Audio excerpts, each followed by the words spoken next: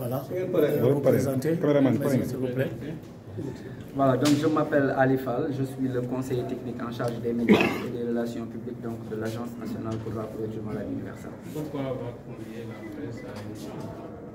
Alors, on a jugé nécessaire au niveau national donc, de faire les régions pour discuter avec les correspondants donc, de l'importance du programme de couverture maladie universelle, non seulement au Sénégal, mais également dans leurs régions respectives.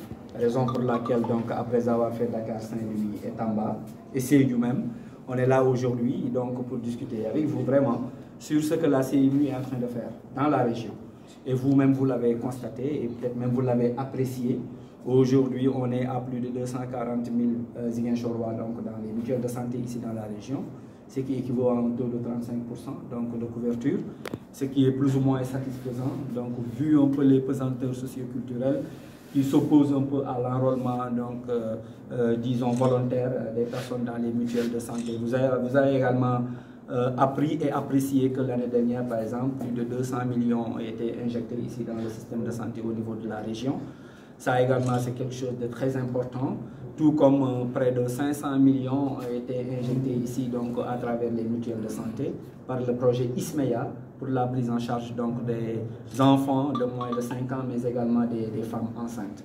C'est vous dire que le programme de couverture maladie universelle est très dynamique au niveau national, mais également dans les régions, raison pour laquelle donc, on a jugé nécessaire de venir ici en compagnie donc, du chef de service, mais également des organisations mutualistes, partager avec vous ces résultats qui ne sont pas du tout timides, ce sont de très bons résultats. Maintenant, reste donc pour nous à aller dans le sens de les améliorer, en comptant naturellement sur les relais que vous êtes, parce que vous êtes des hommes de terrain, vous êtes des acteurs de l'information et de la communication, donc nous comptons sur vous pour pouvoir disséminer la bonne information, sensibiliser les populations à adhérer aux mutuelles, parce que quoi qu'on puisse dire, elles constituent quand même une panacée dans la prise en charge donc, de certaines pathologies et surtout concernant les initiatives de gratuité également. C'est une façon pour l'État du Sénégal de soutenir les personnes indigentes, de soutenir les populations de manière générale à pouvoir avoir accès à des soins de santé de qualité donc, partout dans le pays. Et que dire de la gratuité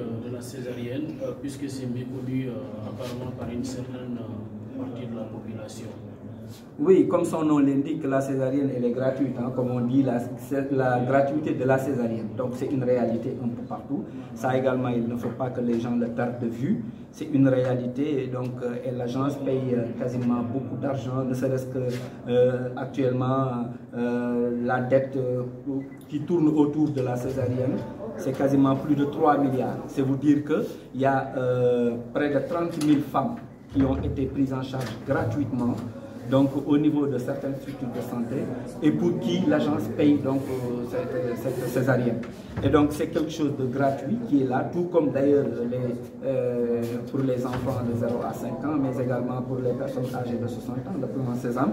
Donc toutes ces initiatives de gratuité, comme leur nom l'indique, initiatives de gratuité. Donc c'est quelque chose qui est gratuit, donc, et pour lesquels l'État dégage beaucoup d'argent à travers la CMU. Et ça également, nous nous réjouissons de voir que c'est très dynamique au niveau de la région, même si également nous attendons un peu les factures de la région de Ziguinchor, donc pour pouvoir les honorer à travers justement cette dotation spéciale que l'État vient de donner à l'agence de la CMU, 10 milliards de francs CFA, pour pouvoir justement solder toutes les dettes, y compris celles donc, de la région de Ziguinchor. Vous comptez sur les journalistes des régions pour un peu participer à votre plan national de communication. Ils ont préconisé la création de réseaux de journalistes affiliés ou en tout cas adossés à la CMU. Qu'est-ce que vous en pensez? Oui, je trouve que c'est une très bonne idée. Donc, c'est une idée que nous partageons et je crois que je vous ai parlé un peu du projet de mutuelle nationale donc des professionnels de l'information et de la communication porté par l'Association de la presse pour l'entraide et la solidarité au niveau national. Nous avons posé les premiers jalons donc, de cette mutuelle. Nous sommes en train de continuer à travailler dans le sens vraiment de la formaliser et d'aller faire même une tournée nationale pour enrôler quasiment tous les correspondants de presse. Le projet avance très bien.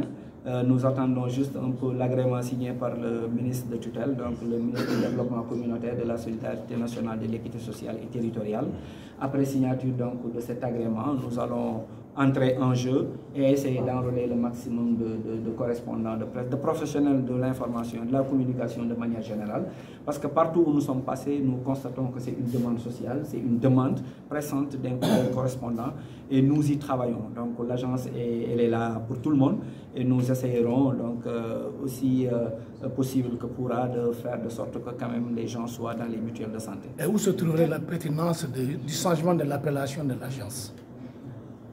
Bon, écoutez, parce que jusque-là, nous sommes, l'agence gère ce qu'on appelle l'assurance maladie, et donc pour, disons, être dans le contexte de la politique de couverture sanitaire universelle, donc édictée par l'Organisation mondiale de la santé, le Sénégal ne peut pas être en reste et quasiment les mécanismes sont en train d'être mis en œuvre pour également donc, avoir une agence couverture sanitaire universelle pour pouvoir prendre les deux branches du système de santé en charge, c'est-à-dire aussi bien l'offre de soins mais également que la demande de soins.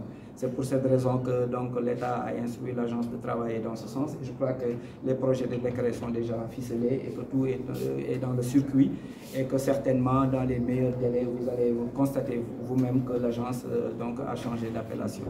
Qu'en est-il de la prise en charge de la dialyse?